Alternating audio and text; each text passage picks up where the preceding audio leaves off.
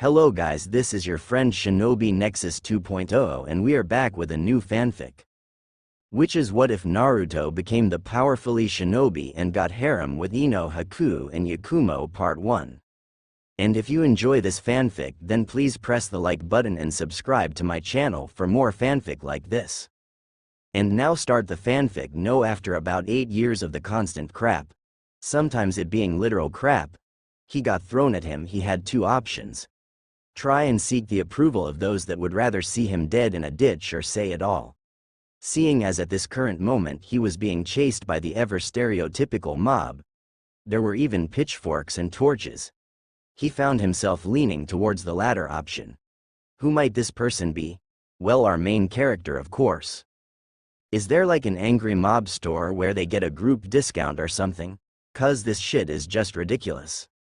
Ladies and gentlemen, meet Naruto Uzumaki Namikaze, the pariah of Konohagakure no Sato. Most would be wondering why an 8-year-old kid would be running away from a mob of angry villagers out for blood at such a young age, and the answer is actually quite simple: Kyuubi. By the age of 8, young Naruto was much more mature and jaded than any child or person should be. But when about 89% of your own home village wants to have your carcass mounted on their wall, it kind of becomes your only option. Having lived on the streets after getting kicked out of the orphanage at the age of 4 and doing these fox hunts on a near monthly basis, Naruto knew damn near every nook and cranny of the village. Using said knowledge of his home village, Naruto knew the best place to lose the mob. Even if there were any ninja mixed among the crowd, he doubted they were of enough skill level to be any better than the villagers, otherwise he would have already been caught. Even still, as a precaution, he had picked out a route and a hiding spot that would lose even a seasoned chunin. Noticing that the beginning of his escape route was coming up, he ducked under a thrown rock and made a sharp left into an alleyway. Racing to the far end of the alley, he found the small hole in the chain link fence that would allow his small body to squeeze through to the other side. Not leaving anything up to chance, the young blonde continued running as fast as his little legs could carry him to his next obstacle. Making another quick left and using the momentum he had built up, he threw himself onto his chest and slid through a small window into an abandoned warehouse. Naruto felt the sting on his chest, notifying him that he had scraped himself up pretty badly with that last maneuver he had pulled, but the alternative of letting them catch him was far worse. Quickly looking for the ladder that would lead him to the roof of the building, he spotted it in a dimly lit corner and made a mad dash for it.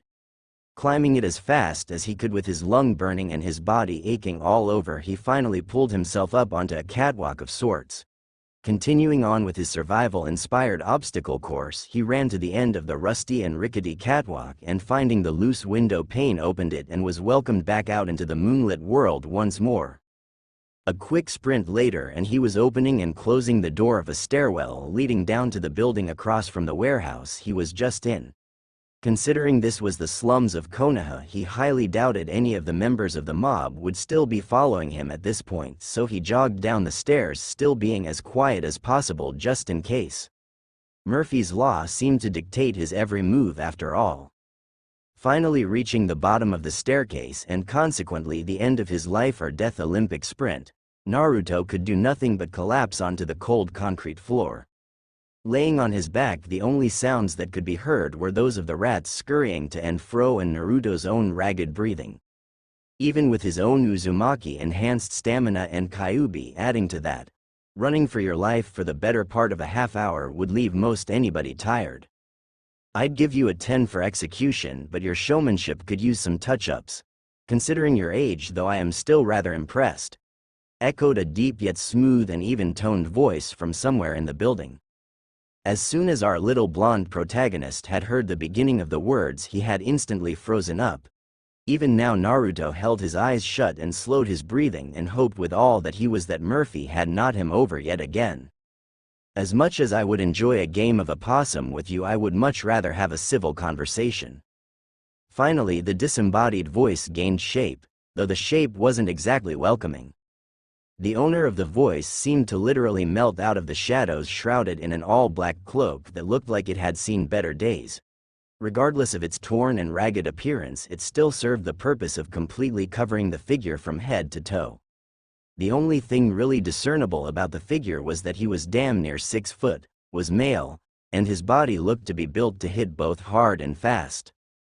Despite his rather bleak and short life, Naruto liked to think himself an optimist of sorts, but even he knew that there was no escape. While the figure had been talking to him, he brought up his mental map of the area and knew that any and all escape routes would require him to expend energy he just simply did not have at this moment. Even if he could somehow muster some magical force to give him an extra energy boost, he knew that based on what his instincts were telling him about this imposing dark figure standing only feet from him, he would not make it too far. Sighing, the sun-kissed blonde decided that if the stranger had wanted him dead, he would have not been getting up anytime soon, and if the stranger was just biding his time or drawing it out, well, he was already dead, so might as well enjoy it. Naruto attempted to rise into a sitting position, but soon hissed in pain and groped at his chest in a bid to stop the horrible pulsing pain coming from there. Suddenly the pain was replaced by a warm feeling washing over his body. Naruto would have fallen asleep if it were not for the rather loud sound of something metallic clattering at his side. Looks like when you pulled off that little slide maneuver of yours, you weren't exactly paying attention to what was on that floor. Turning his head to look at what had caused the metallic clang, he saw that the figure had pulled out a handful of thin, jagged pieces of some kind of metal. Mustering what breath he could, Naruto managed to mutter out a small, "Thank you." "No problem, kid. Now how about we get to that little chat of ours, hum?" Reaching out his hands, the figure grabbed Naruto around the small of his back and raised him into a sitting position against the wall. The figure unceremoniously plopped himself down onto the floor in a cross-legged sitting position. Ensuing was a very awkward silence. Naruto tried to find out anything else about this mysterious man as subtly as he could with no success. The damn cloak hid everything from sight. Naruto couldn't even make out a face or piece of hair because of the cloak's hood. "So, I'm assuming you have some questions you want to ask me, huh?" began the strange man. Well, what did you do to get those metal shards out of me without, well, cutting me open?" questioned the young blonde.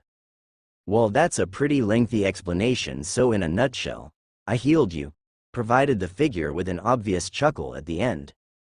Having to resist the very heavy urge to either sweat drop or facepalm, Naruto attempted to move the conversation forward by asking his next question.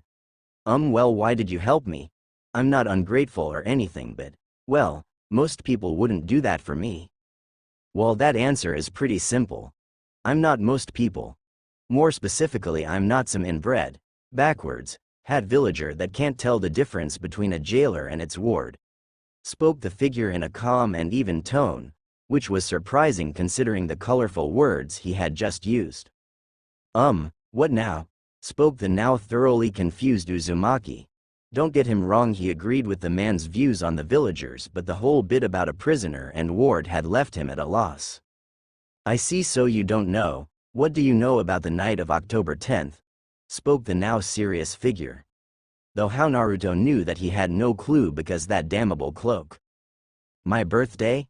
asked the now even more confused blonde. "Yes, your birthday, and also the day of the Kyuubi attack," continued the shadowed figure.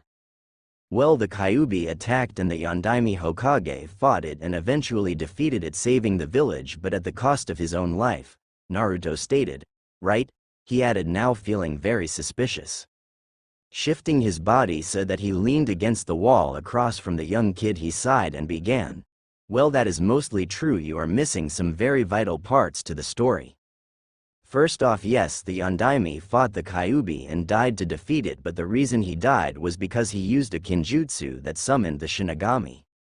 Now not even the Shinigami could destroy the Kyuubi, as it is a huge massive construct of chakra, or in other words energy. And energy cannot be destroyed.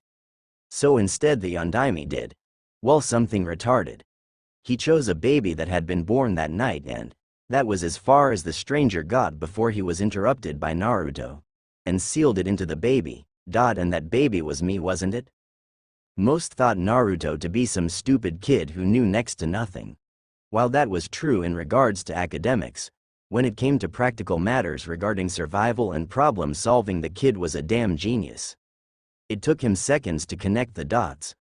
His birthday, the attack, the looks and stares, the fox hunts, and, damn, how had he not figured this out sooner? There was just no way that there could be that many coincidences without there being a reason. With a heavy sigh, the stranger replied, "You got it, kiddo." Giving Naruto a few seconds to deal with this rather significant revelation, the stranger then continued, "So how you feeling there?" "Why?" was the soft reply. Giving another sigh, the figure stood to his full height and leaning against the same wall, intoned, "Gonna have to be a little bit more specific than that short stuff." Why did he choose me for it? Was it convenience? Did my parents not care? Who were my parents? No more lies, ended the now sobbing 8-year-old. The stranger couldn't blame the kid. The poor bastard had grown up an orphan, hated by most anyone he had ever encountered, and when he had found someone he thought he could trust and who genuinely cared for him, he finds out the old monkey had only been lying to him. "I didn't really know your parents personally, but I can say this, when your mother found out she was pregnant with you, not a one person could get her to shut up about how she was going to spoil you and treat you like a prince. When your father found out, he ran around the whole village screaming at the top of his lungs that he was going to be a father. Kid, your parents loved you more than anything in this world and would have done anything to make sure you were okay." At the end of his speech, the cloak wearer saw Naruto smiling the biggest smile possible and silently crying. "What happened to them?" asked the still smiling and crying blonde. "His parents loved him, so obviously there was a damn good reason they weren't there for him." "That's both complicated and simple. To start, your mother was a gorgeous and deadly redhead kunoichi by the name of Kushina Uzumaki. Konohagakure no Sato, the strongest hidden village in all of the shinobi world. And after having survived all 3 of the great ninja wars as well an attack from the strongest of the Biju, it had rightfully earned that title. However, at this moment, Konoha didn't seem to be the strongest ninja village but rather a city like any other. Shopkeepers were opening their stores for the day. Foreign merchants were setting up tents and stalls. There was a blonde teen racing through the market district. Mothers were walking with their children, and the sounds of someone vehemently cursing the evil beings known as paperwork could be heard throughout the village. Yes, just another day in Konoha. "I can never just catch a damn break, huh? It's always gotta be something," spoke the blonde teen known as Naruto. A lot had happened in the years following Naruto's meeting with the strange cloaked man, though from an outside perspective it seemed as though nothing had ever changed. To most, Naruto was still the blonde idiot who some, though a significantly less amount, still wanted dead. Soon after the meeting with the man, Naruto had almost disappeared from Konoha. For about 2 years the only time anyone saw him was when he would come into town for the occasional visit to Ichiraku Ramen, and after that not even the Anbu could find him. The Sandame knew this for a fact, as he had tried to find out what the blonde was doing and where he was going by having Anbu tail him. But try as they might, they could not find hide nor hair of the Jinchuriki unless he was seated at his stool in the ramen stand. Soon Sarutobi grew worried. The part of him that saw the little blonde Uzumaki as his grandson feared that something or someone had gotten their hands on him, and the Kami no Shinobi side of him feared much the same, but for an entirely different reason. After all, it would not do to have Konoha's Jinchuriki fall into the wrong hands. Then after 2 years it seemed as though Naruto had moved back into Konoha from wherever he had been for those 2 years. A vast majority of the people who had hated Naruto had seemingly either forgotten about it or moved on with their lives in those years as well. This meant that by the time Naruto had moved back in, he was seen as just another villager. Only about 30% of the village still hated him, and less than half of those people would actually put any effort into showing it with more than just a dirty look or sneer.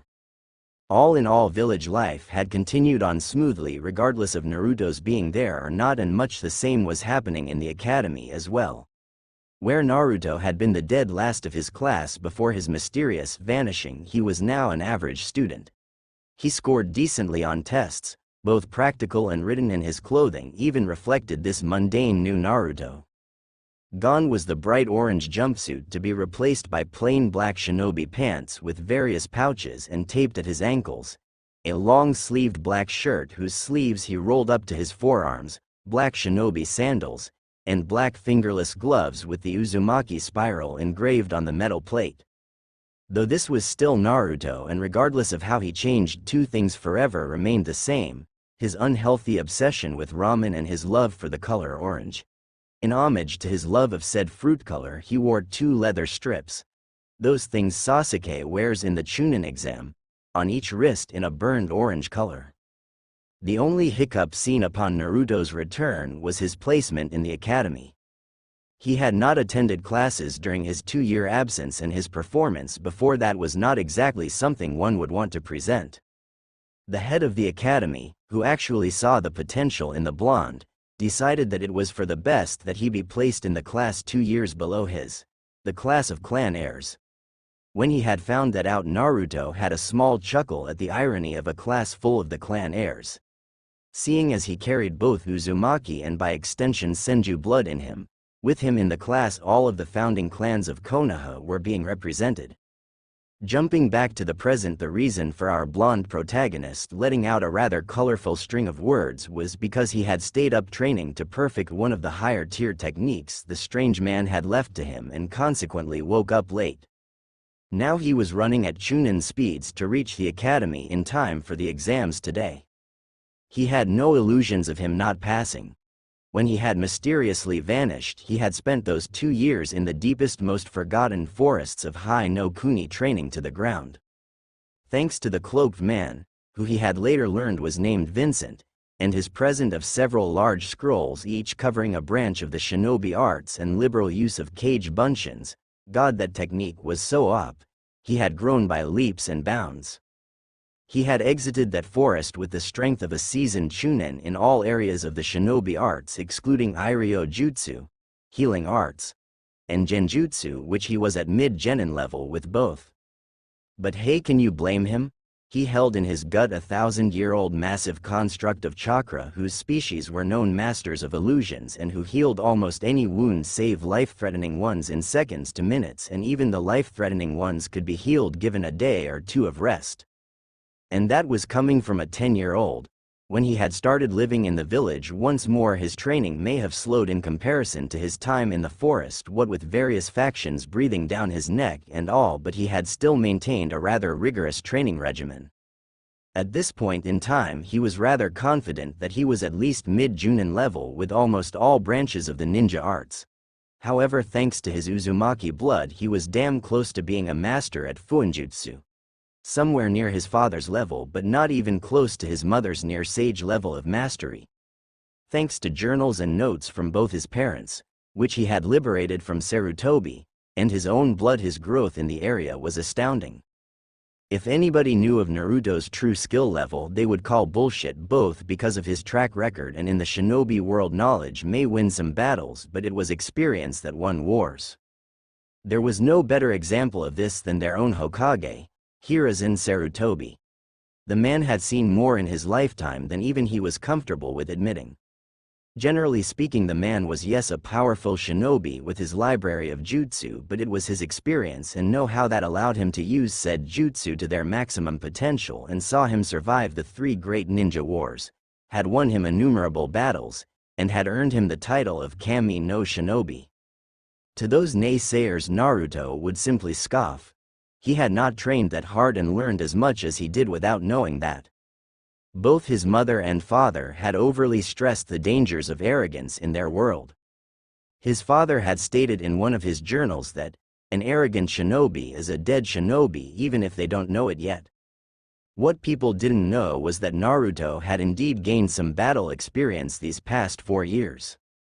When he needed money, he would venture out, sometimes in a cloak reminiscent of the man who had saved his life, and bingo book in hand search out bounties.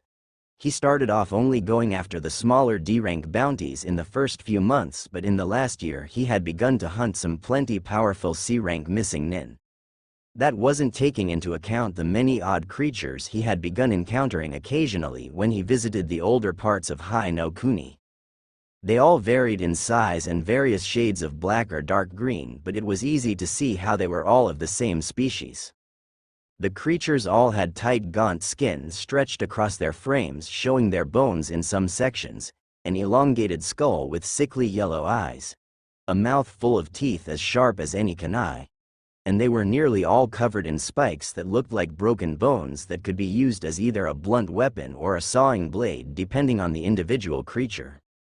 He did not know what the hell they were, but they were strong, fought in packs of 5 or 8, and were a pain to kill with their spiked hide. Back to the present once more, we see Naruto jump onto a tree branch next to the academy and leaping through a window land in his customary seat with arms folded and feet kicked up on the desk. "You can never just do anything halfway, can you?" came the giggling voice of one of Naruto's best friends, Yakumo Kurama. He had found the girl crying to herself when he was coming back from one of his many bounty hunts. Naruto could not stand the sight of a crying girl and so had gone to try and comfort her. He may have succeeded if not for the Edo demon that occupied her mind, taking advantage of its container's broken state and attempting to use Naruto to escape. The Edo had made a very big mistake trying this. The demon may have been powerful in its own right, but it was nowhere even close to the level of power that Naruto's own demon wielded. Suffice to say that Kyuubi did not like to share, especially when it came to its Jinchuriki. When the Edo had tried to take over the blonde's mind via genjutsu, it found itself face to face with a pissed kitsune. Kyuubi had then proceeded to absorb a quarter of the illusion demon's genjutsu power to give to its container.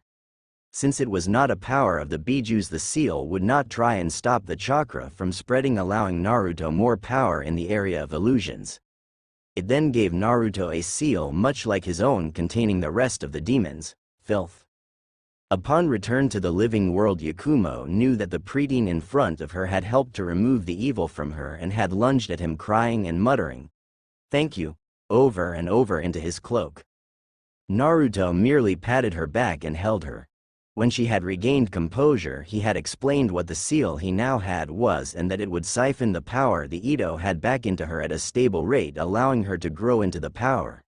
She had asked him to help her with her training, and he had agreed to do so after suffering at the hands of the infamous puppy dog no jutsu.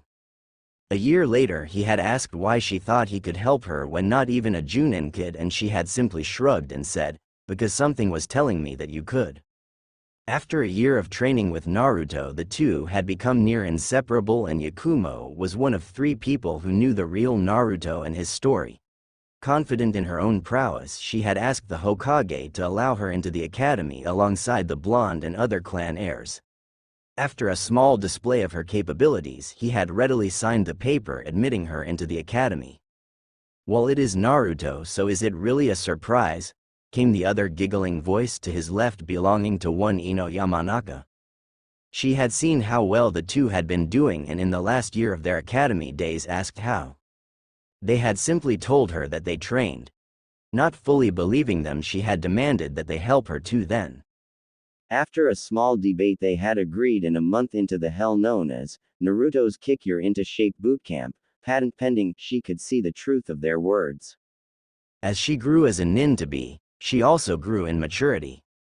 She saw what her diet was truly doing to her body, how she had strained relationships with others for some boy, and so had set on a path to right her wrongs. Her parents were all too happy to see their little girl trying her hardest, and after a tearful hugging session, they were a happy family once more. She had attempted to mend her friendship with Sakura, but the girl was too far gone as a fangirl and was convinced Ino was just trying to one-up her. Seeing that it was a wasted effort, she had reconnected with her childhood friends Shikamaru and Choji. Soon, though, it was obvious how close Ino had grown to Naruto, and she was often seen with him around the village along with Yakumo.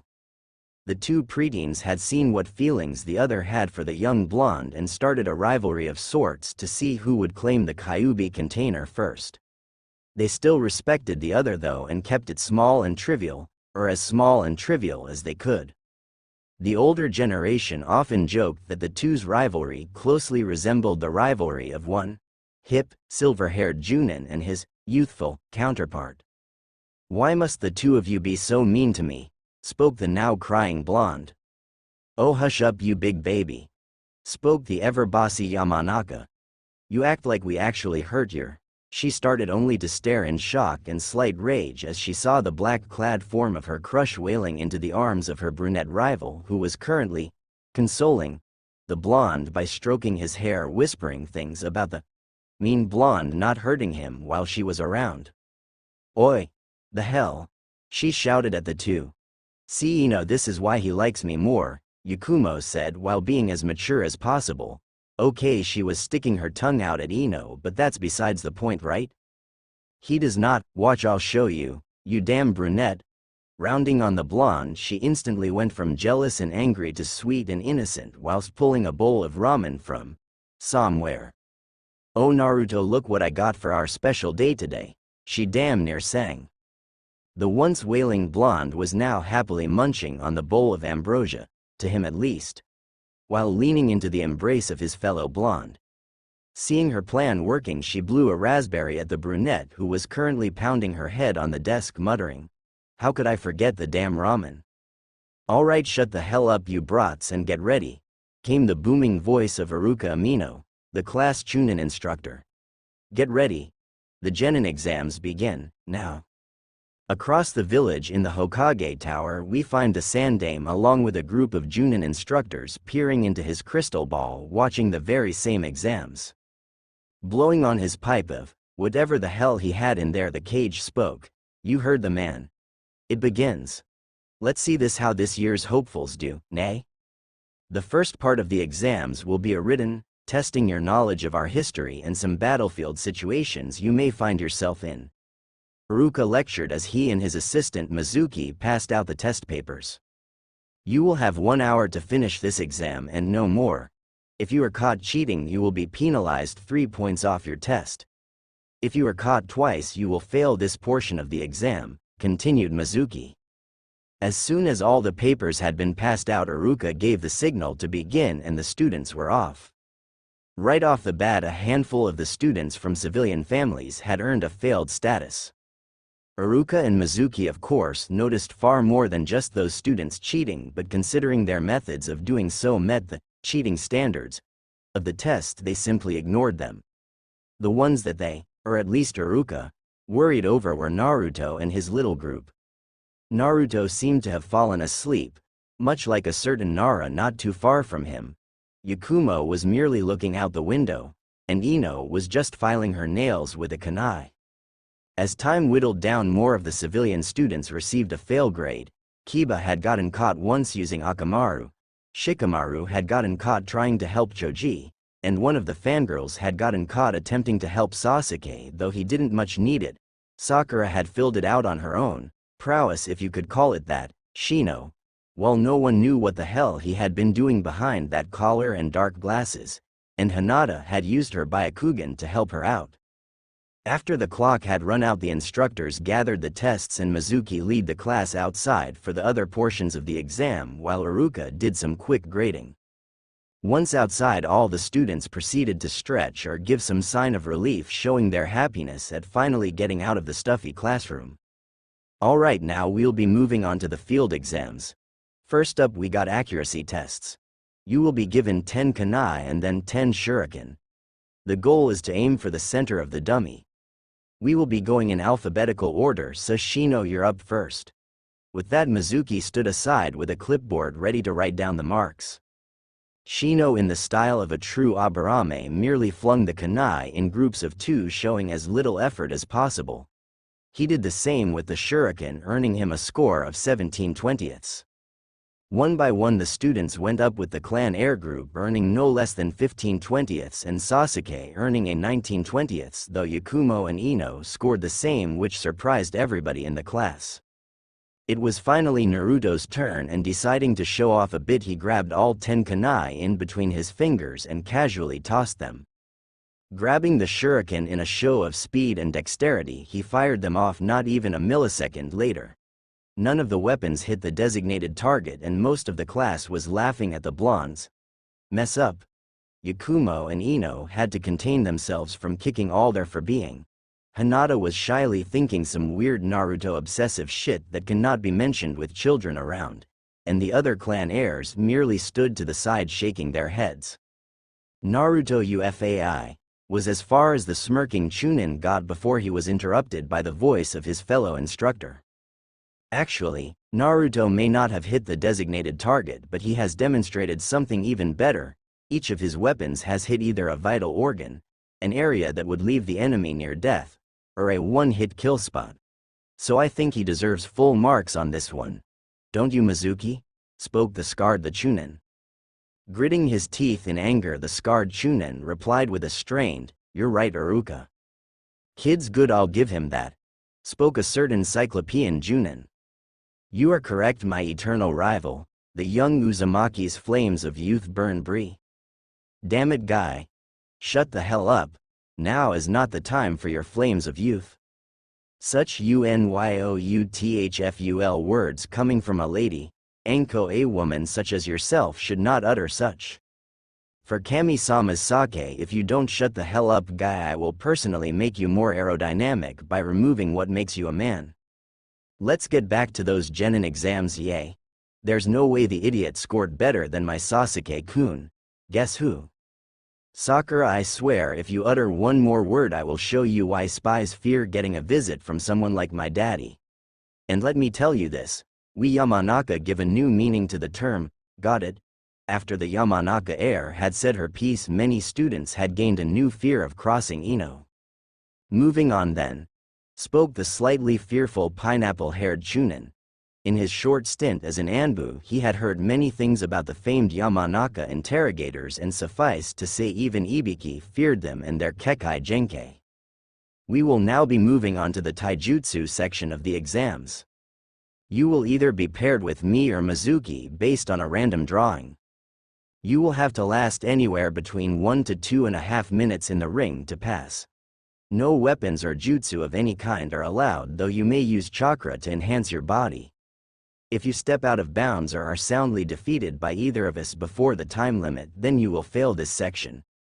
Keep in mind you must pass at least 3 of the 4 exams in order to receive a headband from this academy. Line up in any order, and when it is your turn, draw a name from the hat. In groups of 2, the line thinned until only the Uchiha heir and the Uzumaki heir remained. Naruto decided to go first, and sticking his hand in the hat drew out the first piece of paper he felt. Unfurling the paper, he read aloud with a grin, "I got you, Iruka-sensei. Guess that means you get Mizuki then Sasuke." And to that the emo merely h-end. Yup, Sasuke officially had his own verb. Strolling into the ring, Naruto and Iruka bowed to each other before assuming the academy stance. "Don't go easy on me now, Naruto. You got it?" spoke the grinning Chunin. "Well, I don't know you are getting on in years there, sensei," joked the blonde genin to be. "Naruto, I am so kicking you for that comment now. What's that old ma, Hajime?" And with that Iruka raced towards Naruto at about genin level speeds. Deciding to start off simple, Iruka began his assault with a simple punch aimed at the blonde's face. Naruto had of course seen this coming miles away and decided he wanted to reveal some of what he could truly do to his pseudo-brother. A short hop later and Naruto was standing on Iruka's outstretched hand. Striking at near Junin speeds, Naruto aimed a kick to the side of Iruka's head. Now he may have quit Anbu years ago, but that didn't mean his skills had dulled too much, and with a turn of his wrist and ducking his whole body, Iruka held Naruto by the ankle and using momentum attempted to slam the black-clad academy student into the ground. The Jinchuriki may have been surprised at this turn of events, but he quickly recomposed himself and, seeing what was happening, stretched out both arms and pumped a bit of chakra through the limbs, allowing him to stop his body from meeting the ground without injury. Using the chakra built up in his arms, he pushed back against Iruka and, using his free leg donkey, kicked his sensei in the solar plexus, successfully knocking the wind out of the tanned Chunin and freeing his other leg. Taking advantage of his sensei's lack of air and surprise, he twisted his body from being on the ground on all fours and in little more than milliseconds was in the air with a kick heading straight for the instructor's ribs. Iruka, not wanting to get hit in the chest twice in a row, brought up his left arm and blocked the kick aimed at his ribs. To his surprise, he actually felt the bones in his left limb rattle from the power of his student's kick, sending chakra through his left arm to dull the pain and making note to dodge instead of block any further attacks. The scarred man used the same hand he had used to block to grab Naruto's outstretched hand and use it to pull the blonde into his range.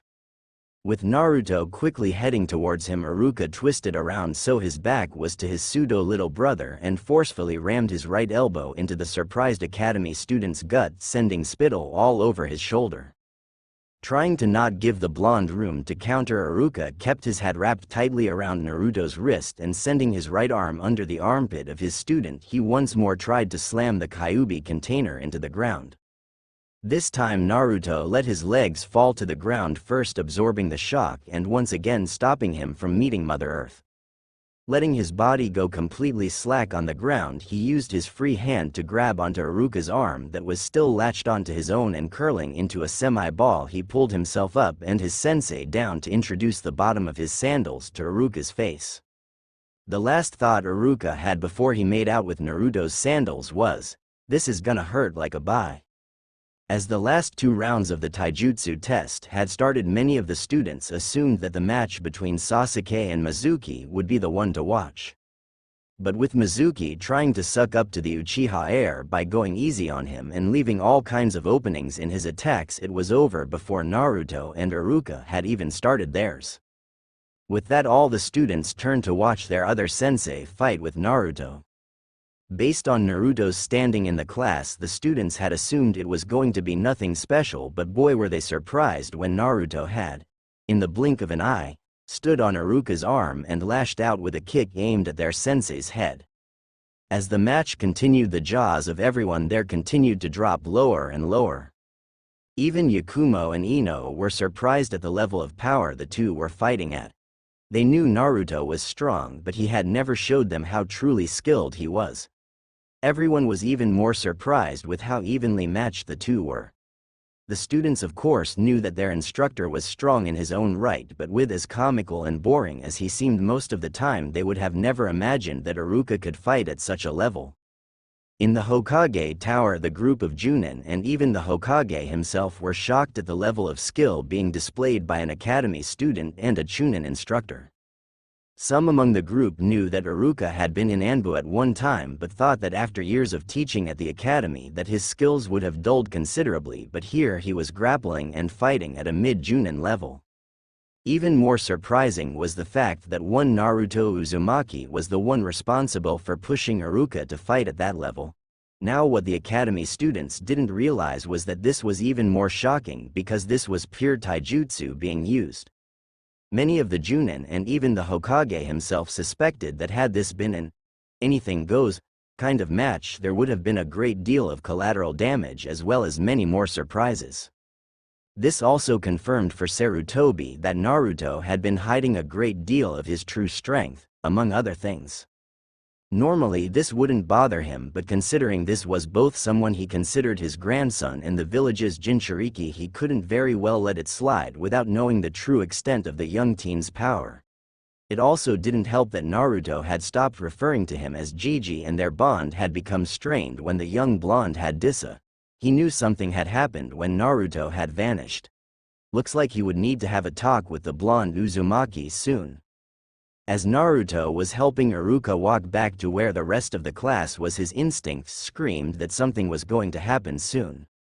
Taking note of it, he broadened the area that his senses normally encompassed to a slightly larger area. He also made sure to activate his empath sense as well to be even safer. Naruto had always been able to get a feel for what intentions people had for him ever since he could walk, but it wasn't until he met Vincent that he understood why. It seemed that being an empath was somewhat of an Uzumaki trait, and it had appeared in several of the Uzumaki clan's greatest clan heads to some degree.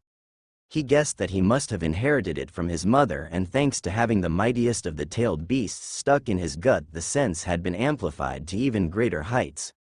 He wondered if it would be passed down to any children he had, like a Kekai Genkai. For the moment he just put that thought into the "ask Kyuubi later" pile. Alright class, onto the last portion of the exam. You will be asked to perform the basic 3 Academy Jutsu, Kawarimi, Henge, and Bunshin. If you have anything else you feel would showcase another skill you have, this would be the time to do so. Anything you show will be counted as extra credit, announced Iruka. Majority of the civilian students fared decently enough on at least 2 out of the 3 jutsu, and a handful of them even had some other jutsu or skill they had learned elsewhere, earning them their headbands. The clan heirs all did perfect on the basic 3, and all of them had a clan jutsu to show off what their clan was known for. Deciding to return to his average performance again, Naruto performed the 3 jutsu as asked, and as extra credit performed a minor wind jutsu that would put out campfires or cover tracks, which disappointed Iruka, Yakumo, and Ino, as they had wanted to see what else Naruto could do. Wrapping his arms around the shoulders of his 2 best friends and with his patented foxy grin on, Naruto said, "So girls, we've passed our genin exam and are free the rest of today. What say we go celebrate?" "Sorry Ruto, but Daddy and my mom wanted to have a family dinner to celebrate tonight," sighed the slightly saddened Ino. She loved her family dearly, but she was still very tempted to go with her crush. "Yay, my aunt and uncle wanted to do the same. Sorry Naru-kun, but I promise we'll do something together tomorrow, okay?" Yakumo said, trying to cheer up the blonde. Though his foxy grin was now gone, he still smiled to cover up his sadness in front of the girls. "Yay, of course. Don't even worry about it. You two go home and have fun, alright?" With a hug and a kiss on the cheek from both girls, Naruto found himself alone. He had come to accept his life as an orphan long ago, and thanks to his somewhat sensei Vincent, he had gained closure with the matter. That still didn't make it any less depressing on days like these. As he mused on what it would have been like had the events the night of his birth not happened, he found himself in one of the taller trees surrounding the village walls. As he was gazing at the moon, his senses flared, and his empath sense, he really should come up with a name for it, warned him that there was someone feeling very anxious and devious close by. Turning around and sending chakra into his eyes to allow him to see further, he spotted a man he didn't really like and who didn't really like him carrying something he shouldn't. Deciding to take out some of his more negative feelings on the bastard, he jumped down onto a lower branch and waited. Kami-sama, this guy was slow. Right as Naruto's patience was about to run out, Mizuki burst out of the foliage with a crazed grin on his face. Naruto's sweat dropped at the fact that Mizuki hadn't even noticed him yet. God, how the hell did this guy even become a chunin? Shrugging and deciding to take advantage of the situation at hand, Naruto waited for the right moment before he leapt up and axe-kicked Mizuki, sending him plummeting to the forest floor. Naruto waited for a bit before he heard the satisfying sound of the traitor's body hitting the floor and the subsequent scream of pain accompanying it. Chuckling to himself, he calmly leapt down to the forest floor to find Mizuki struggling to get out of the crater he found himself in. Whistling, Naruto began, "I guess I put more power into that than I thought. Oops, haha." "What the hell? What the are you doing here, demon?" came the pained voice of Mizuki. "Ouch Mizuki, you wound me," Naruto said with a fake hurt look. "And I was actually just out enjoying the lovely night air when I happen upon you with what looks like the village's scroll of sealing. Now I may have just gotten my Hatai 8, but I'm pretty sure that chunins don't have that kind of clearance." Finally getting into a standing position, even though he was shaking and hurting all over, he grunted out, "You demon brat. I won't even be marked as a missing nin if I kill you here and now." Sweat dropping once more, Naruto began, "Okay, seriously, how stupid are you? First off, the majority of the villagers don't even give a shit about what I do anymore, and look at where you are and what happened all of like a minute ago." Scoffing, Mizuki defended, "That was just because you caught me off guard. There's no way you could was as far as Mizuki got before he was interrupted by Naruto's foot meeting his face. The chunin turned traitor was then reminded that Hai no Kuni's trees were some of the thickest and hardest in the whole elemental countries. And it didn't look like he was getting up anytime soon. Are you serious? Face palming, Naruto sighed and gathered the traitor on one shoulder and the scroll of sealing on the other. He had no need for it because most of the jutsu didn't suit his style, and any that did were already in either the scrolls Vincent gave him or in the ones his parents had left to him. Guess it's time for that talk with Sarutobi. Probably what all my senses were warning me about. Sarutobi was a very patient man, and if all you did for most of your day was sit behind a desk and do paperwork, you'd be patient too, or insane, probably both. But his young pseudo-grandson was testing this patience.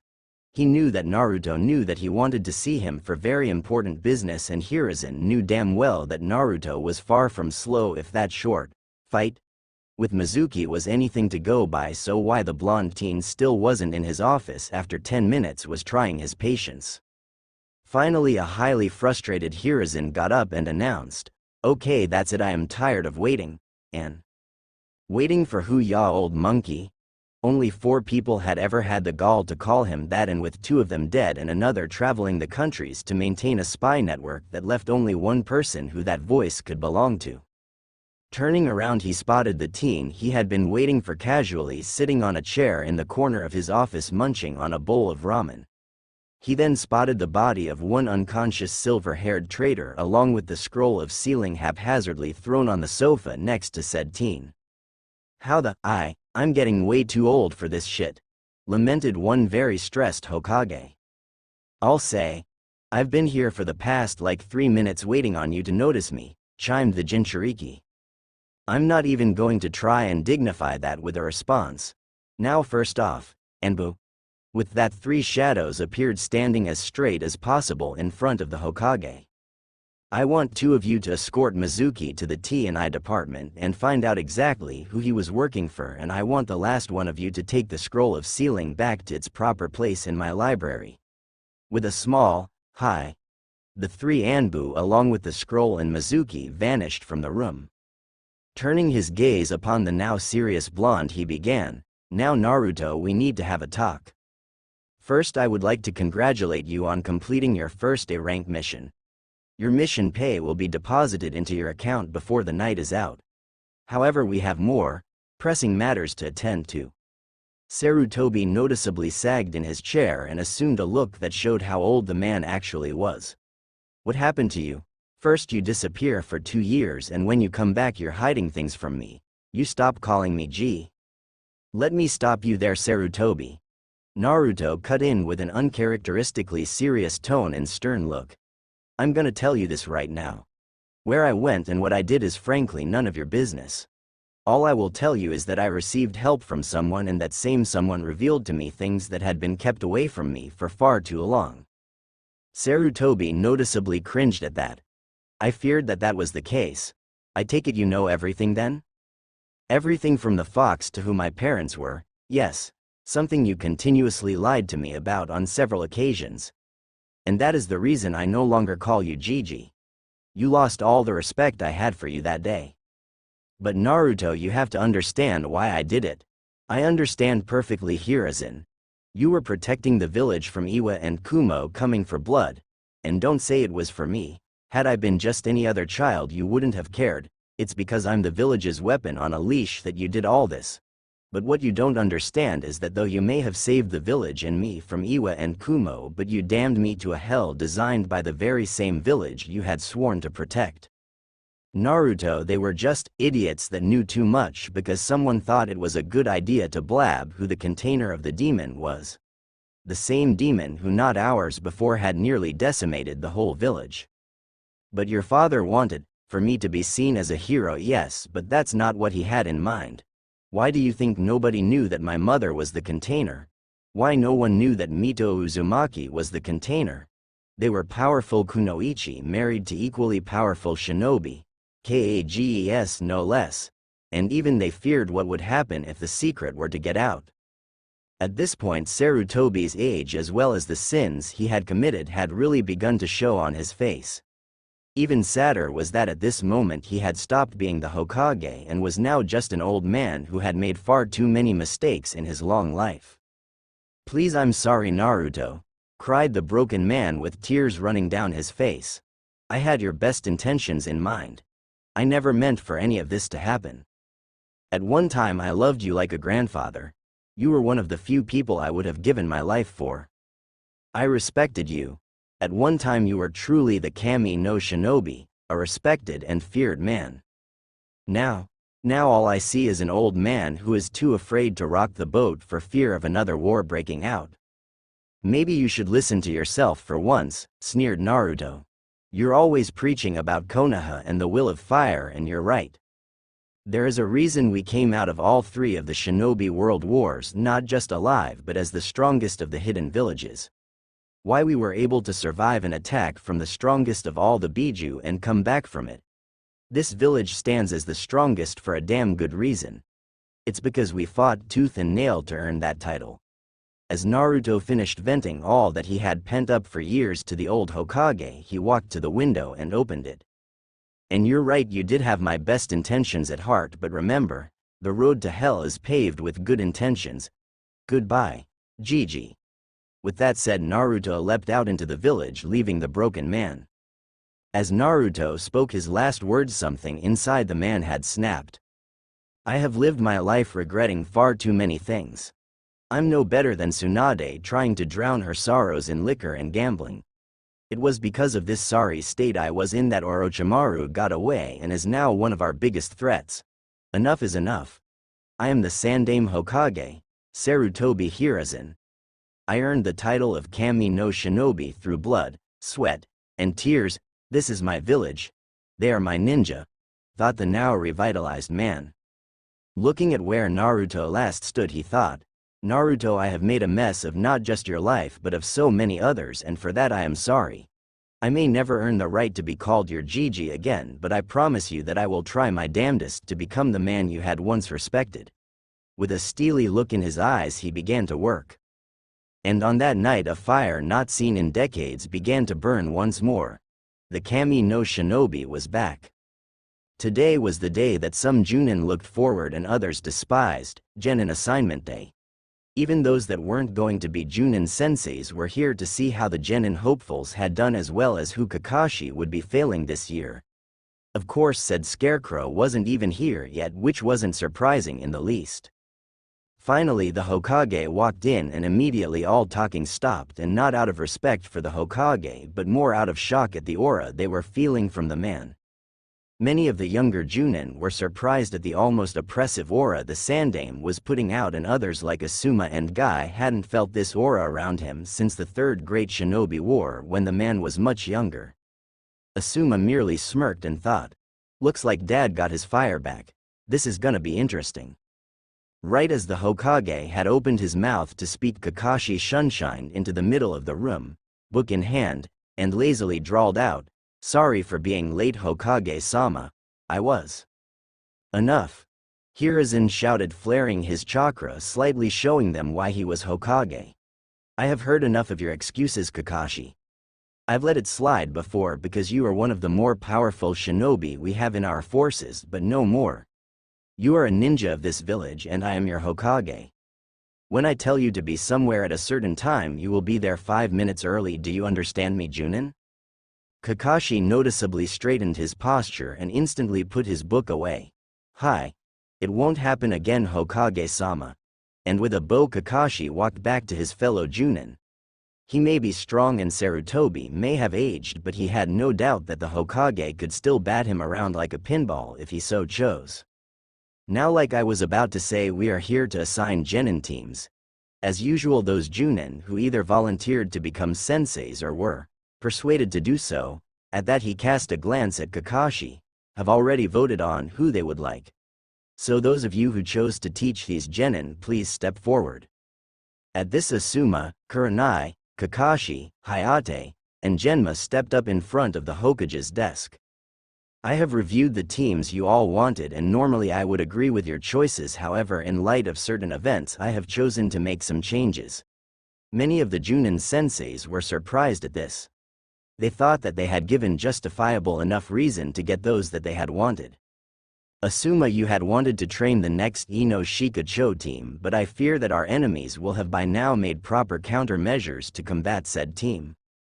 Instead, you will be getting Team 10 consisting of Shino Aburame, Choiji Akamichi, and Sasuke Uchiha. At this, some of the Junin gasped. They had figured that Kakashi would have gotten the Uchiha heir due to the Sharingan. Even Asuma was surprised by this and showed it by asking, "Dad, you sure about this? I mean, I can see your logic, but the Uchiha? I'm hardly capable of teaching a Sharingan user. Besides, what would the council say?" "You are correct. You aren't capable of teaching a Sharingan user. But you won't be teaching a Sharingan user. Young Sasuke has as of yet to even unlock his family's dujutsu, and he will already have more than enough resources to train said dujutsu when that time comes. I am giving him to you so that he can learn to fight without the use of his Sharingan." Hiruzen calmly spoke. "Secondly, what of the council? I am the Hokage and these are my ninja to command as I see fit, and they have no say in these matters." "I see. Sorry for doubting you, Pops." With that said, Asuma rejoined the line of Junin. Moving forward. Ms. Yuhi, you will be getting Team 8, which will be Hinata Hyuga, Shikamaru Nara, and Kiba Inazaka. Though the young Hyuga is under a probation of sorts. Thoroughly confused and worried about what the Hokage meant by probation, the red-eyed beauty inquired, Hokage-sama, what do you mean by probation?" "That's quite simple. The heiress is far too shy for this line of work. If she has not made a significant amount of progress in said area as well as skill, then she is to be removed from the program and recommended to join the Medcorps instead." Shocked and afraid to say more, Kurenai merely nodded and assumed her place in line once more. "Now Kakashi. You will be receiving the team of Naruto Uzumaki Namikaze." As he said this, many Junin had their jaws hit the floor. The kid was the son of their Yondaime. After thinking about how similar the two looked for all of 4 seconds, those same Junin face-palmed. The kid was a damn carbon copy of Minato. How had no one realized it? Kakashi was surprised, but not that Naruto was his sensei's son. He had known that for years and had tried his damnedest to adopt the child, but was thwarted by the council at every turn. The most he could do was sneak the kid presents and protect him from mobs when he could. Kakashi was surprised that Sarutobi was finally releasing that information. He guessed the kid already knew about it, so there was no reason to keep it a secret, especially now that he was a genin. Waiting for the sudden outbursts to end, Hiruzen continued, as well as Ino Yamanaka and Yakumo Kurama. You will be Team 7. Hayate and Genma received teams comprising of those with civilian backgrounds that had also passed the genin exams. As team announcements drew to a close, most of the Junin left to either prepare a rough lesson plan and test for their genin or do Junin things. However, Kakashi stayed behind after receiving a glance from the Hokage. "You wanted to speak to me, Hokage-sama?" inquired the silver-haired Junin. Leaning into his chair and taking a puff off his pipe, Hiruzen spoke. "Yes, I did. Thanks to certain events, it has come to my attention that Naruto is stronger than what he would have us believe, much stronger than that. Sir, if I may, he did beat Iruka in an all-out taijutsu match. Also, he is their child. It's not really that much of a surprise if he's stronger than most, is it?" asked the confused Junin. "Normally, yes, but there are reasons I am telling this to you. First off, as I said earlier, you are one of, if not the strongest Junin that this village has to offer. In a few more years, I have no doubt you could claim this hat if you so chose. I am not saying this to praise you, but to justify why I gave you the team I did." Hiruzen took a breather and relaxed into his chair more. Yakumo a few years ago was completely incapable of most any kind of physical activity. Kurenai had tried to help her much like Guy helped his young protege, but where Guy succeeded, Kurenai failed. The girl had then become consumed by her darker emotions, and with as potent as her bloodline was her mind, created a defense to stop her power from tearing her apart. Sadly, the defense it chose took the form of a demon named the Ito. The Ito would have consumed her and went on a rampage using her powers to try and destroy our village had she not met a certain blonde. Sarutobi took a pause here. Kakashi saw the look of sadness flash across the man's eyes as he mentioned the blonde teen, but chose not to say anything out of respect for the man and his personal life. I don't know what Naruto did, but only a year later she had gained near full mastery of her Kekkei Genkai, and her physical prowess, while not too impressive, was bordering on genin level. Considering the girl was not too far off from being handicapped by her condition a mere year before makes it all that more astonishing. The Scarecrow was of course surprised by this. He had after all seen the girl perform, and she was at least at Chunin level with her taijutsu, as well as with her weapons proficiency. He could only imagine how strong she was when she went all out. Ino Yamanaka was at one time a Sasuke fangirl and was one of the more fervent of the bunch as well. In the last year of the academy she made friends with Naruto, and just like Yakumo there was a massive jump in power. The only thing that was keeping her even slightly better than her once friend Sakura was her clan jutsu, but by the last month of the academy the girl was in the running for Rookie of the Year. Sir, I understand that you've given me quite the powerful bunch of genin, but why are you telling me this? Sighing, Sarutobi continued, we had no idea, scratch that we still don't know exactly how powerful Naruto truly is, but I wouldn't be surprised if he was closing in on your level of power. The fact that he's known about the Kyuubi and his heritage since he was 8 has allowed him a massive amount of time to train. He has played an active role in training those two girls. If he was smart enough to mask his true power so he could slip under our radar, I have no doubts he convinced those two to do the same as well. What I am saying, Kakashi, is do not take these three lightly. They may well be at Junin level already, and Naruto could be even past that if he has learned to harness the power of his ward. Then why did you give them to me, Hokage-sama? I fail to see why they aren't Chunin already, or at least Tokubetsu Genin. Questioned the still confused Scarecrow. If they had managed to attain that level of power on their own, what the hell would they need him for? It's actually a mutual relationship. I'm hoping that they'll rub off on you and give you a reason to get even stronger than you are, and I hope that you will guide them on the path they have chosen to walk. They may be powerful, but they are still just young children about to be thrown into a world of liars, thieves, rapists, and murderers wearing the guise of heroes. You know this just as well as I, Kakashi. They will need someone to guide them through those trying times we all go through. Hi, I understand, Hokage-sama. If I may be excused now, Kakashi said as he bowed. Yes, you may go. Wow, Mizuki really went down like that, spoke a sweat-dropping Ino.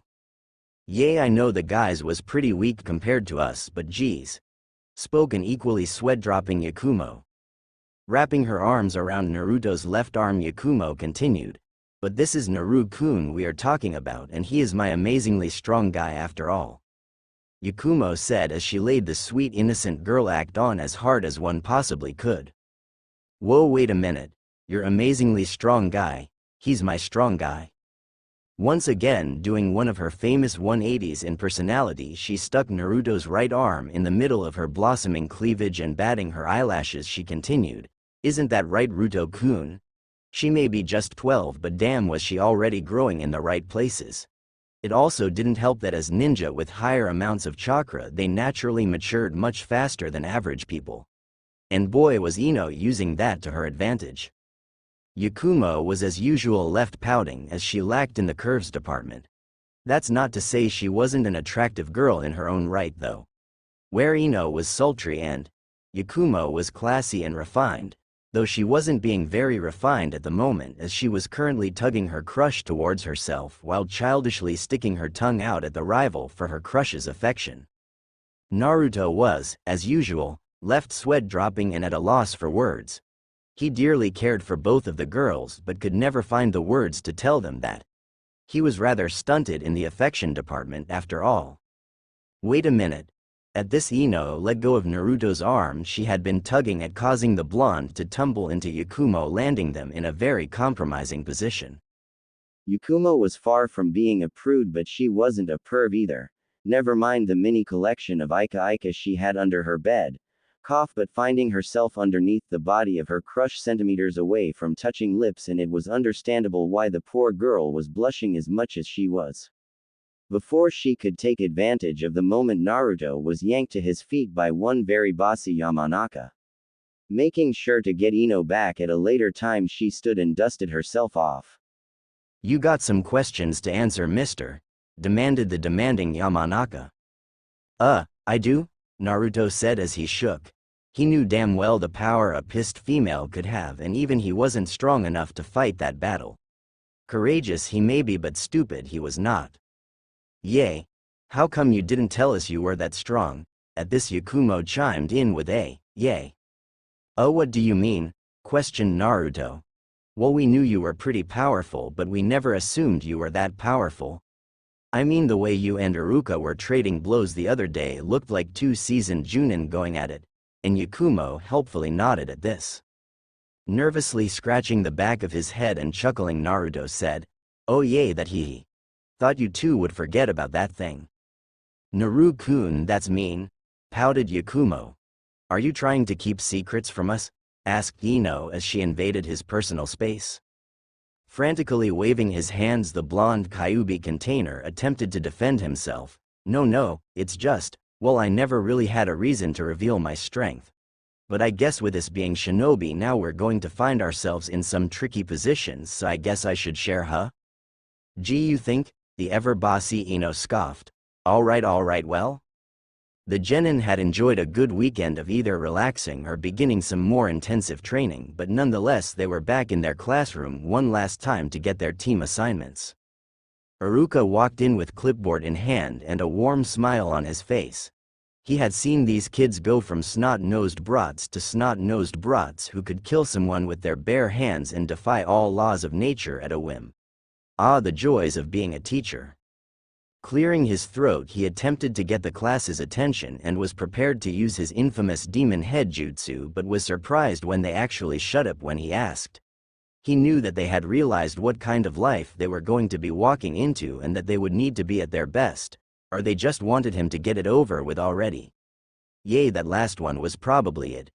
Oh well, he had done his part. It was up to their Junin senseis to knock some more sense into them. Alright class, I'm going to keep it nice and simple.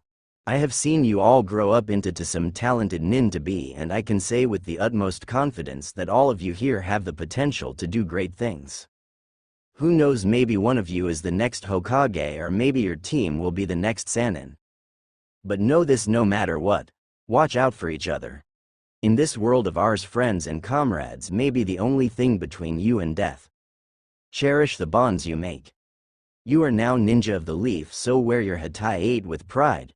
You are the next carriers of the will of fire. My generation has had our time.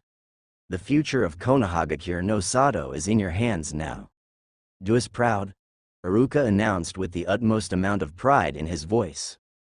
The genin all looked at each other and nodded with the biggest smiles on their faces. They had done it. Years in the academy had all paid off. Today was the day. With that out of the way, I'll begin announcing teams. First up, with Hayate Gecko as sensei, we have Team 1 with, and on Iruka went down the list until he had finally reached the clan air groupings. He may have said that they all had the future in their hands, and he meant it, but he especially meant it to these kids. They were to be the future leaders of the founding clans of Konoha after all, and as a consequence would have a direct hand in the laws and policy making of this very village. Team 7 will consist of Yakumo Kurama. Yakumo grinned and crossed her fingers, hoping she got her best friend and crush on her team. Ino Yamanaka. The two girls high-fived with grins. They may be rivals for Naruto's heart, but that didn't mean they hated each other. Far from it. Yakumo had lived a sheltered life and had never had any real friends. She of course eventually became friends with Naruto, but he was a guy and her crush. When she met Ino, it was different. She could talk to her about girl things that she couldn't very well talk to Naruto about. Ino was much the same. Sakura had never been a good girlfriend in the first place, so Yakumo was her first actual best girlfriend. And the final member of your team will be, Iruka paused intentionally. He had to milk this moment for all it was worth. Both the girls latched onto Naruto like he would disappear at any moment. Naruto Uzu was as far as he got before the two girls screamed in happiness that they had gotten their crush and pseudo-sensei on their team. They may be kunoichi now, but they were still preteen girls with a crush after all. Naruto merely sat there with his foxy grin on. He had worried that they wouldn't be placed on the same time, but maybe this was the Sandame trying to apologize to him. He knew that that was probably the case, but he also knew that the man may also have ulterior motives. Alright, you two, Let me finish, yay? Now, as I was saying, your final team member will be Naruto Uzuma. I'm so stupid. The genin were surprised as Iruka was never one to curse without good reason, and he was now also pounding his head on the desk. What the hell was he doing? Naruto narrowed his eyes at this. Unless our sensei is the Hokage himself, there is no way that Iruka would have reacted like that. There has to be something to this, but what was? Oh shit, the old man did he? Taking a break from making a spectacle of himself, he gave Naruto a pointed look and asked, "Did you know about this, Naruto?" "Know about what, Iruka-sensei?" asked a very suspicious blonde. "Your full name?" At this, all the students turned to look at Naruto. He had a longer name. They had never paid much attention to him, and since there wasn't an Uzumaki clan compound, they had just assumed his parents were either civilians or forgettable ninja that had died when he was young or something. Naruto sighed before he replied, "Yay, since I was 8. My old sensei told me the whole story." Whoa, wait, Naruto had a sensei when he was young? That explained how he showed up and started doing as decently as he was, as well as his 2-year absence from the village. But what was this whole thing about his name? "Guess the Hokage wanted it to be known finally, so do you mind?" inquired Ayuka. If he told these kids, there was no doubt the news would spread like wildfire among the village. Knowing the villagers, they would either riot in denial, though not very likely, or turn Naruto into a damn celebrity. And he knew Naruto wasn't comfortable with either of those options. "Yay, sure. I can handle any backlash it may cause now. I have a feeling the Hokage is prepared as well if he's releasing it," sighed Naruto. This was gonna be a long day. "Okay, if you say so. The final member of Team 7 is Naruto Uzumaki, Namikaze." It took most of the others to remember why that name was famous, but when it clicked, their jaws dropped. Naruto was the son of their Yondaime Hokage. Due to the shock, Kiba accidentally said what everyone else was thinking. Holy shit, Naruto is the son of the Kiroi Senko, Yellow Flash. The only ones not shocked at this discovery were Yakumo and Ino. When Naruto had told them he would share his secrets, he damn well meant it. He had told them everything. The fox, his heritage, his sensei, why he met his sensei, all of it. Iruka coughed as a way to try and regain some semblance of order in the class. Team 7, your Junin sensei will be Hatake Kakashi. At this, Naruto was surprised. Why wasn't Kakashi teaching the Uchiha kid? He was the only one in the village who could possibly train the kid on how to use his Sharingan. Team 8 will be Shikamaru Nara, Hinata Hyuga, and Kiba Inazaka. Your sensei will be Kurenai Yuhi. There was no whoop or anything. After that bombshell, the kids had been stunned to silence. Taking advantage of the unusual drop in volume in the class, Iruka continued.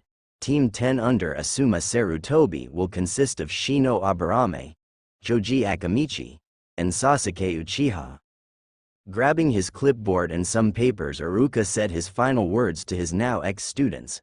"I'm proud of you guys. Remember, my door is always open to any of you. It was an honor teaching you kids. Be safe out there." With that, Iruka bowed and the kids bowed to him as a sign of respect to the man. And with that, Iruka left the room. Before the kids could begin pestering Naruto with questions, Hayate and Genma showed up to grab their teams. Not seconds later, Asuma and Kurenai showed up as well to take their teams. As soon as the room was cleared, Yakumo and Ino looked at Naruto with concerned eyes. "You sure you're gonna be able to handle it, Naruto? You remember what you told us might happen if the village ever found out, right?" questioned an oddly kind Ino. Yakumo was a girl of few words and simply wrapped her hands around his arm and laid her head on his shoulder. Had this been another time, Naruto's fellow blonde would have made a scene, but now was not the time. Naruto needed all the support he could get. With that in mind, she mirrored Yakumo. Sighing yet again, "Yay, I'll be fine. As long as I don't start getting gray hairs from all this sighing I'm doing today, haha." Taking his arms out of the grasp of the girls and wrapping an arm around each of the girls' waists, he continued with a grin. "Besides, I got 2 beautiful and strong kunoichi by my side, right?" "Of course," spoke a blushing yet still pumped Yamanaka. "You bet, Naru. murmured the very comfortable genjutsu user. Though I wonder where our sensei is, she continued. Oh right, almost forgot about that. Hey Inu, you can come out now. Naruto spoke, surprising the girls. Then they sensed it too. The chakra sitting at Iruka's desk. Turning, they saw a silver-haired man wearing the standard Junin uniform with his Hatai 8 covering his left eye, with his feet on the desk reading a certain little orange book. They both face-palmed at that. How the hell had they missed the guy? Guess they had been too worried about Naruto to notice.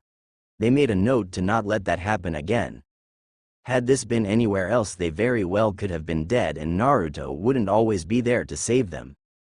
I was originally gonna give you three a teamwork test, but seeing your current position I believe that may be a moot point, drawled the man. So you're the famous Kakashi Hatake, huh? Our village's own Sharingan no Kakashi. Yakumo calmly spoke. Naruto had drilled it into them that knowing your comrades was just as important, if not more so, than knowing your enemy. One of the Leaf's best Junin and son of Sakumo Hatake, the Konoha no Shiro Kiba, White Fang of Kana. We got a pretty good sensei, didn't we, Ruto-kun? Spoke a grinning Ino. Kakashi was heavily surprised by the knowledge these two had on him. Most Chunin didn't even know who his father was and what he had done. Guess he was going to have to take this even more serious than what he had originally planned. Nicely done, girls, but you're forgetting one last little tidbit, spoke a grinning Naruto. Turning to Kakashi, he began. He was also the student of my father in the second incarnation of Team 7 and only a few years later was a well-known Anbu captain and was in the running for taking the position of head of the Anbu Black Ops. Naruto walked down to meet Kakashi and stuck his hand out. He was also one of the few people who ever gave a shit about me. How've you been, Inu ni? Finished the now smiling genin. Kakashi just chuckled and shook his head. He really was in for it with this team. Good to see you again too, Naruto ni. Okay, so now that we are an official team, we need to get some things out of the way first. You three know each other better than anyone else in this whole village, but as your sensei I need to know you three just as well so we can actually work together efficiently. At this the three genin nodded. He wasn't wrong. Just because they could work flawlessly together didn't mean anything if their Junin leader knew next to nothing about them and their styles. He had much more experience and was far stronger than them. Well, except Naruto. Even still, he did have an edge over even Naruto. He had been raised and fought in the last great ninja war and had seen and done things they may never have to. So to start it off, let's share our likes, dislikes, hobbies, your dream for the future as well as general strength level as well as what you think your specialty is. Pointing at the sole person with a normal hair color on the team, he said, "Why don't you go first, shy one?" At that comment both Naruto and Ino chuckled. Yakumo? Shy? With a noticeable tick mark she began. First off, I'm not shy, you damn scarecrow. I just prefer not to say much, got it? Anyways, my likes are Naru-kun, Ino, and T. My dislikes, when Ino tries to steal my Naru-kun from me, people who intrude on me when I'm trying to get some peace and quiet, arrogant jerks, and people who use others. My hobbies include painting, observing others, meditating, and sightseeing. My dream for the future is to have a happy family with Naru-kun. My general strength level? Well, Naru-kun says I'm around low Junin level without my genjutsu.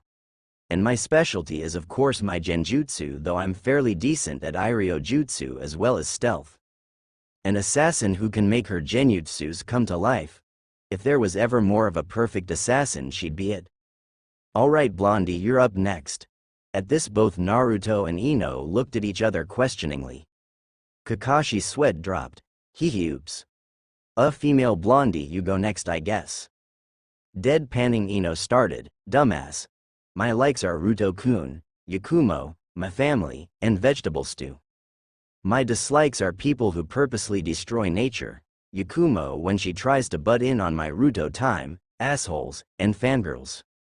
Of course my hobbies are tending to my family garden, spending time with Ruto, and studying the mind arts. My dream for the future is to be a good clan head and have a bunch of little blonde children with Ruto-kun. My strength level, Well, I'm not as good as Yakumo yet, but Ruto says I'm around high Chunin level. My specialty is of course my clan's jutsu, meaning I'm great for recon and interrogation. I'm also pretty good with poisons and the like. I'm actually pretty good at Iryo jutsu too, boasted the proud Yamanaka. Can't say I blame the girl. A year ago she was a fangirl herself, and to have reached her skill level in that time gives her right to be proud. But still she's pretty much strictly a support member, and sadly at this time our weakest link when compared to her teammates. However, Naruto is probably working on getting her up to snuff, so no worries yet. Well, now onto our last member. Your turn, short stack, the Junin said with a teasing eye smile. How the hell could an eye smile be teasing? The teen grew a tick mark. I grew, damn it. And he was right. When he was a kid he had been rather malnourished and so was pretty short for his age. But now, Naruto stood at a good 5 foot 5 inches, which was a good solid height for his age. With a huff Naruto spoke, my likes are Yakumo-chan, Ino-chan, my old sensei Vincent, ramen, and the color orange.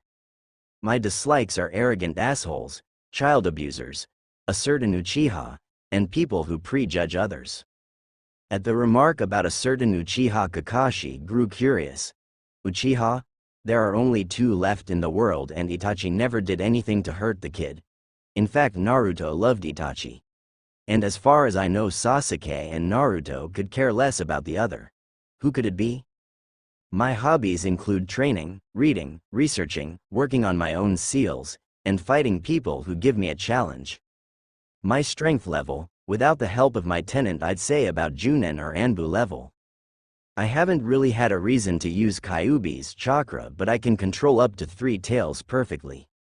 At the 4th tail I can somewhat control it, but my bloodlust becomes hard for me to fight back. At 5. Yay, let's hope none of you are around if I ever have to use 5 tails. My specialties are Fuinjutsu, Ninjutsu, and Kenjutsu. I'm decent at all other ninja arts. Naruto finished like he was talking about the weather. Oh yeah, I forgot that because of Kyuubi I'm an empath. It makes me a sensor of sorts. Holy shit, he's that strong at 14. And that's without the Kyuubi. This kid can probably give Jiraiya a run for his money. I might as well hand the team over to him. Guess Hokage-sama was right. I'm gonna have to get stronger if I want to keep up with these kids. Clapping his hands together and doing an eye smile, the Scarecrow said, well, I guess it's my turn. My likes, my dislikes, good question. My hobbies are R-rated, hehe. My strength, well, you guys seem to know that pretty well. My specialty is ninjutsu and assassination, just you at that. Though I know my fair share of destructive jutsu as well. He looked at his team expecting them to be disappointed at what he had shared, but instead he found Naruto was eating ramen, and Ino and Yakumo were talking about clothes. Instantly Kakashi was in the corner of the rooftop, crouched over with a mini raincloud over him. You guys are so mean. Seeing that they weren't going to care anytime soon, he returned to normal, and with another eye smile Kakashi began speaking again. Well, I had originally planned on testing you guys, but again that's a moot point. Instead you have the day off, and come tomorrow we will begin training. Our schedule will be Monday, Tuesday, intensive training. Wednesday through Friday will be group exercises as well as missions, and Saturday and Sunday will be time to relax. Meet at Training Ground 7 tomorrow morning at 6. Yane. And with that Kakashi shunshined away. So Ruto, tomorrow we start? Asked Ino. Yup, now that the council has no say in what we do, and now that we have a Junin sensei to back us, the real training begins tomorrow, Naruto replied.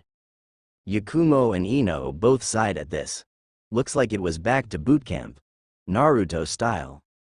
Had been a month since Team 7 had been initiated as an official team of Konoha, and since then not much had changed with the village. Even the members of Team 7 hadn't changed all that much. Naruto still wore the same clothes he had been wearing since the academy, except now he usually wore his ragged cloak on top of that and left it unzipped, as well as he now carried a katana at his left hip. The hilt was deep crimson red and it had a black tassel that dangled from the pommel. Kakashi was still a pervert and lazy, but his fellow joinin could feel a change in his aura. It still exuded that same tone of laziness, but underneath that was a newfound well of power. Kakashi was strong.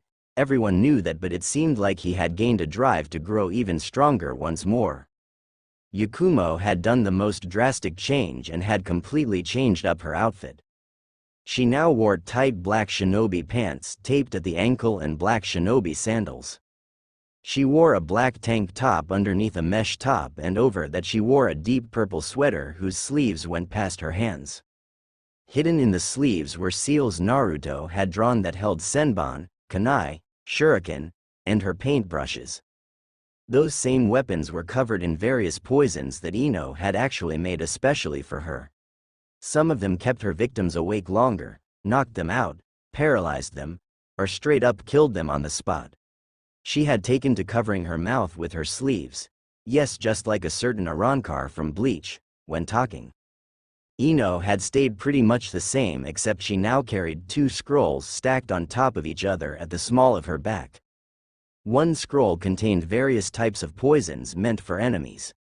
The one underneath that one carried assorted medical supplies should anybody need her assistance. At first the training had started off rather bumpy, as the 3 genin were trying to get comfortable with Kakashi and vice versa. Once that bump had been passed, training went off without a hitch.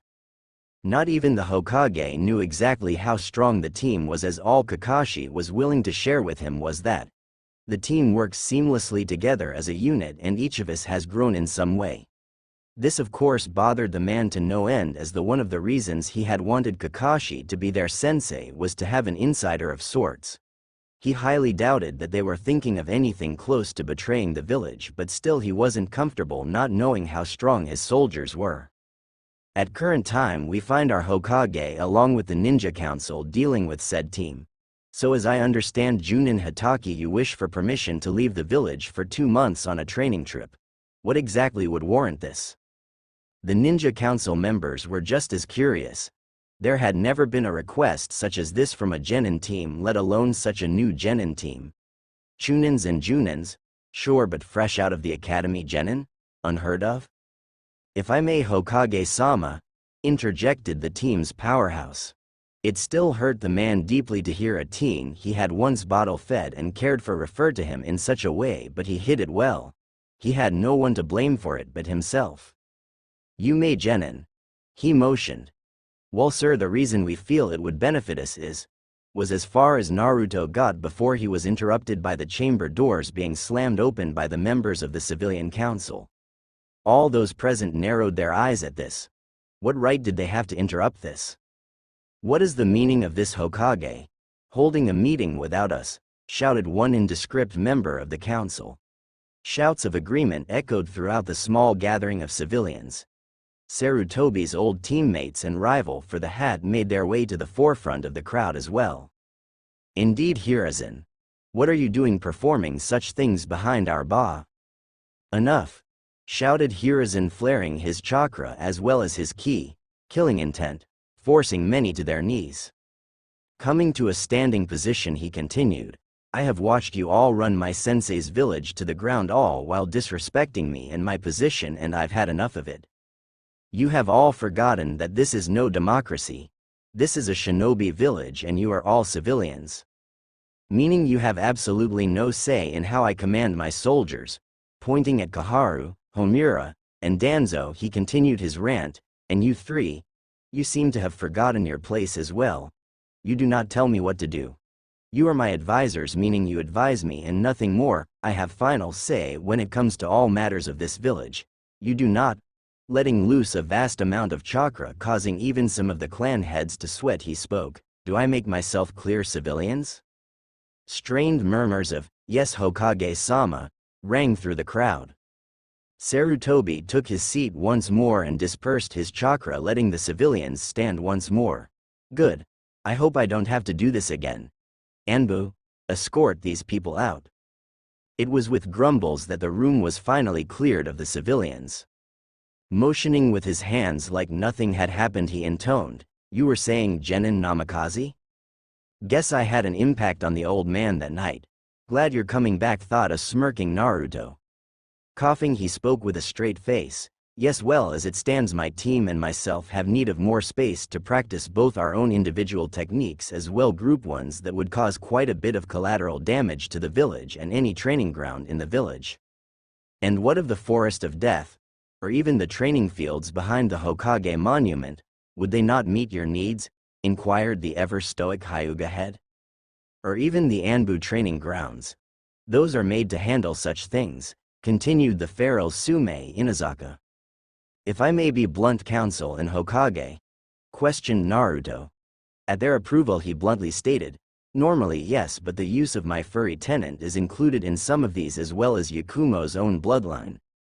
We also cannot get real-world experience here in the village, and being honest, we knew you would never permit our group to even attempt higher-ranking missions, so we figured that if we went out to train we would encounter people to test us.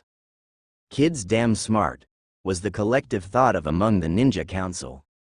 Hokage-sama, if I may, spoke a surprisingly alert Nara Shikaku. After getting the okay to canteen from his commander, he rose from his seat and with a sigh began to speak. I think this may prove to be quite the boon for us as a village in quite a few ways. Not only will we have possibly one of our strongest Junins accompany possibly our strongest Genin squad outside, they could, for the lack of a better term, serve as advertisements to both our allies as well as our enemies. Shikaku saw that he had piqued the interest of all those present. He continued with another sigh. By sending out these four, they would obviously encounter both our allies as well as enemies. Of course, our enemies may see this as an opportunity to pick one of our teams off, but when they are deftly handled by a mere Genin squad, well, you can imagine the ensuing rumors. Of course, we all know that this particular team is of course far from average, but those that would serve as messengers of this news don't have to. His speech was met with the whole room smirking at the deviousness of it all. Hey, you can't blame them. These are people trained to use any tactic to win the battle, or in this case stop a battle from even happening.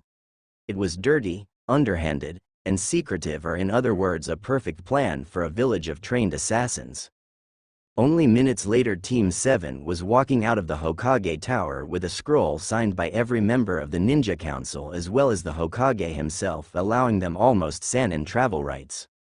It was weeks later we find Team 7 sitting around a campfire after having returned from gaining the bounty of yet another overly missing nin. This had been taken care of by Ino personally. He had said something about her being a bimbo and the rest of the team knew to let her handle it.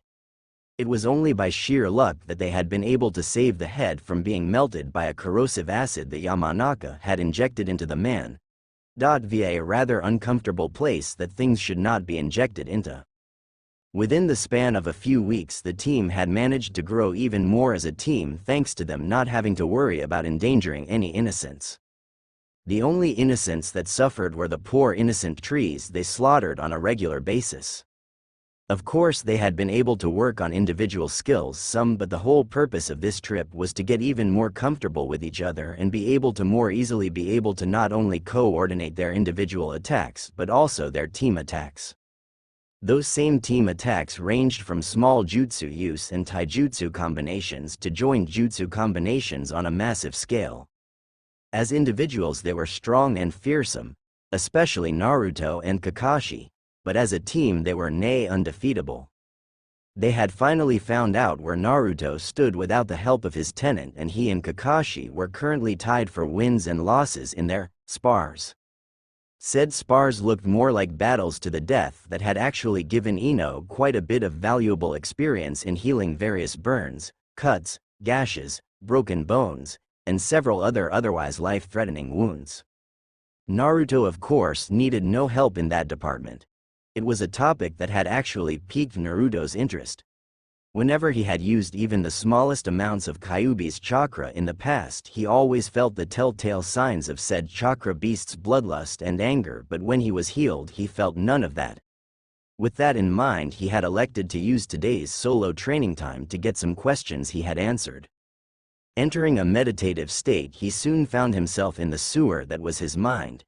It had become quite clean in recent years due to his new outlook in life and all, but no matter how good life was going for him, it remained a sewer still.